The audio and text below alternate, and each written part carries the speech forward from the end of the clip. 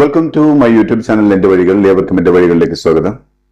ഇനിയും എന്റെ channel subscribe ചെയ്യാത്തവർ സബ്സ്ക്രൈബ് ചെയ്യുക, എന്റെ വീഡിയോ ഇഷ്ടമായി ലൈക്ക് ചെയ്യുക, തുടർന്നും എന്റെ വീഡിയോകൾ ലഭിക്കുന്നതിന് വേണ്ടി ബെല്ലൈക്കൺ അമർത്തുക. ഇസ്രായേൽ തലസ്ഥാനമായ ടെലവീവിൽ വീണ്ടും ഭരണകൂടത്തിനെതിരായ കൂറ്റൻ പ്രതിഷേധ പ്രകടനം. ലക്ഷക്കണക്കിന് ഇസ്രായേലി ജനത അണപൊട്ടിയൊഴുകുന്ന പ്രതീതിയിലാണ് ഇസ്രായേലിന്റെ ടെലവീവിലും മറ്റു പ്രധാന നഗരങ്ങളിലും പ്രതിഷേധ പ്രകടനങ്ങൾ അരങ്ങേറിക്കൊണ്ടിരിക്കുന്നത്. നെതന്യാഹുവിന്റെ ഏകാധിപത്യ ഭരണത്തിന് അന്ത്യം കുറിക്കുന്ന തരത്തിൽ ഇസ്രായേലിനകത്ത് തന്നെ ഭരണകൂട വിരുദ്ധ നിലപാടുകൾ ശക്തിയായി ആർജിക്കുകയാണ്. രാജ്യത്തെ ജനതയുടെ താല്പര്യങ്ങൾ ഒട്ടും മാനിക്കാത്ത ബെഞ്ചമിൻ നെതന്യാഹുവിനെ തെരുവിൽ ചോദ്യം ചെയ്യുകയാണ് ലക്ഷക്കണക്കിന് വരുന്ന ഇസ്രായേൽ ജനത. അവർക്കാവശ്യം യുദ്ധമല്ല, സമാധാനമാണ്. അവർക്കാവശ്യം തീ തുപ്പുന്ന സ്നൈപ്പേഴ്സിന്റെ അകമ്പടിയോടെയുള്ള ജീവിതമല്ല, ഭയമേതുമില്ലാതെ സ്വതന്ത്രമായി ജീവിക്കുക എന്നതാണ്. അവർക്കാവശ്യം ഗസയിലെ നിരപരാധികളുടെ രക്തമല്ല, മറിച്ച് തങ്ങളുടെ പ്രിയപ്പെട്ടവരെ സ്വവസതിയിലേക്ക് തിരിച്ചു വരുത്തുക എന്നതാണ്. ഭരണവിരുദ്ധ പ്രതിഷേധത്തിന്റെ പൂരപ്പറമ്പായി മാറിയിരിക്കുകയാണ് ഇസ്രായേൽ. അവർ ഇസ്രായേൽ പ്രധാനമന്ത്രി ബെഞ്ചമിൻ നെതന്യാഹുവിനോട് ആവശ്യപ്പെടുന്നത് എത്രയും പെട്ടെന്ന് യുദ്ധവിരാമത്തിന് ആവശ്യമായ കരാറിൽ ഒപ്പുവെക്കുക എന്നതാണ്. എത്രയും പെട്ടെന്ന് ഇസ്രായേൽ ബന്ദികളെ ഗസയിൽ നിന്നും തിരികെ നാട്ടിലെത്തിക്കുക എന്നതാണ്.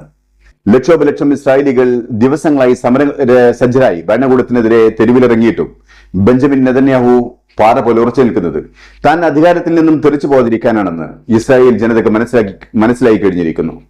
ബെഞ്ചമിൻ നെതന്യാഹുവിന്റെ കെടുകാര്യസ്ഥത അംഗീകരിക്കാൻ ഇപ്പോൾ വലതുപക്ഷ തീവ്ര വിഭാഗം മാത്രമേ ഉള്ളൂ. അതിനാൽ തന്നെ ഇസ്രായേൽ മുമ്പ് കാണാത്ത അവസ്ഥയിലേക്ക് രാജ്യം കുപ്പുകുത്താൻ കൂടുതൽ സമയമില്ലെന്ന് ഈ പ്രതിഷേധങ്ങൾ വിളിച്ചോതുന്നുണ്ട്.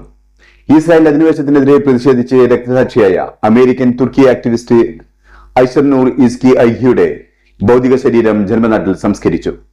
ആയിരക്കണക്കിന് ആളുകൾ അവരുടെ സ്നേഹവും ആദരവും സംസ്കാര ചടങ്ങിൽ പ്രകടിപ്പിച്ചു.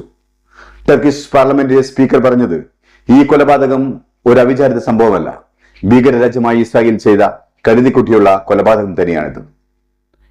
ഗസയിൽ അഭയാർത്ഥി ക്യാമ്പായി ഉപയോഗിച്ചിരുന്ന സ്കൂളിന് നേരെ ഇസ്രായേൽ നടത്തിയ വ്യോമാക്രമണത്തിൽ 5 ഫലസ്തീനികൾ കൊല്ലപ്പെട്ടു.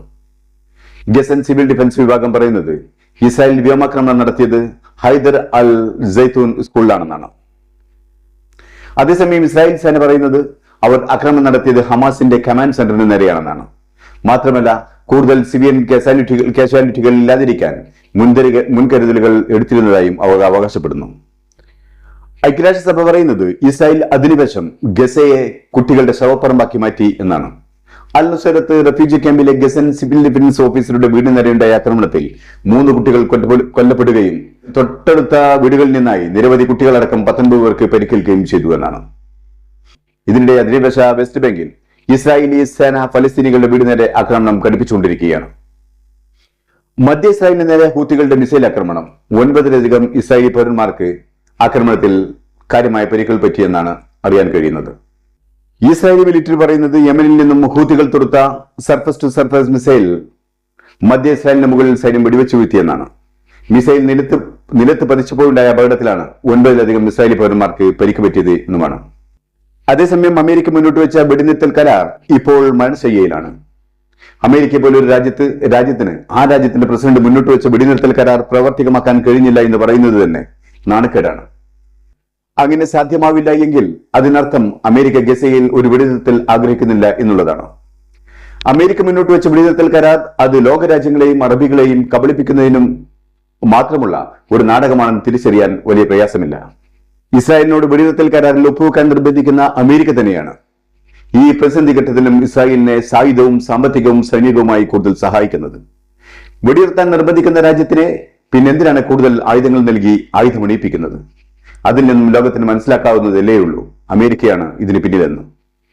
അമേരിക്ക ഗസയിൽ ഒരു വെടിനിർത്തൽ ആഗ്രഹിക്കുന്നില്ല എന്നുള്ളത് സുവ്യക്തമായ ഒരു കാര്യം തന്നെയല്ലേ. അമേരിക്കയുടെ കാപട്യമാണ് അമേരിക്ക തുറന്നു കാട്ടുന്നത്. ജൂത സൈനിസവും ക്രൈസ്തവ സൈനിസവും ഒന്നിച്ചു ചേരുന്ന ഭീകരതയാണ് ഇപ്പോൾ ഗസയിൽ നടമാടിക്കൊണ്ടിരിക്കുന്നത്. ഇപ്പോൾ അല്പമെങ്കിലും പ്രത്യാക്രമണത്തിന്റെ പാതയിലുള്ളത് ഹിസ്ബുള്ളയും ഹൂത്തികളുമാണ്. ഇറാൻ മാളത്തിൽ പതുങ്ങിയതോ അമേരിക്കയുമായി ആണവ കരാറിലേക്ക് അടുക്കാൻ മാളത്തിൽ ഒളിച്ചതോ എന്നറിയില്ല. കഴിഞ്ഞ ദിവസം 60-ലധികം റോക്കറ്റുകൾ തൊടുത്ത് വടക്കൻ ഇസ്രായേലിനെ പരിഭ്രാന്തത്തിലാക്കുകയായിരുന്നു ഹിസ്ബുള്ള. ഹിസ്ബുള്ളയുടെ ആക്രമണത്തിൽ നിരവധി നാശനഷ്ടങ്ങൾ സംഭവിച്ചിട്ടുണ്ട് ഇസ്രായേൽ. അതിന്റെ പ്രതികാരമായി തെക്കൻ ലബനനിലെ നിരവധി ഹിസ്ബുള്ള കേന്ദ്രങ്ങളിൽ ഇസ്രായേൽ കനത്ത വ്യോമാക്രമണം നടത്തുകയും ചെയ്തു. ബൈറൂത്തിന് തെക്ക് ഭാഗത്തുള്ള സറഫാനിൽ ഇസ്രായേൽ ഡ്രോൺ ആക്രമണത്തിൽ ഒരാൾ കൊല്ലപ്പെട്ടു. ഇസ്രായേലി ആർമി പറഞ്ഞത് ഇസ്രായേലിന്റെ മണ്ണിലേക്ക് ഹിസ്ബുള്ളയുടെ അതിശക്തമായ റോക്കറ്റ് ആക്രമണം ഉണ്ടായെന്നും അതിനുള്ള തിരിച്ചടിയാണ് ലബനാനിലെ ഹിസ്ബുള്ള കേന്ദ്രങ്ങളിൽ നൽകിയതെന്നുമാണ്.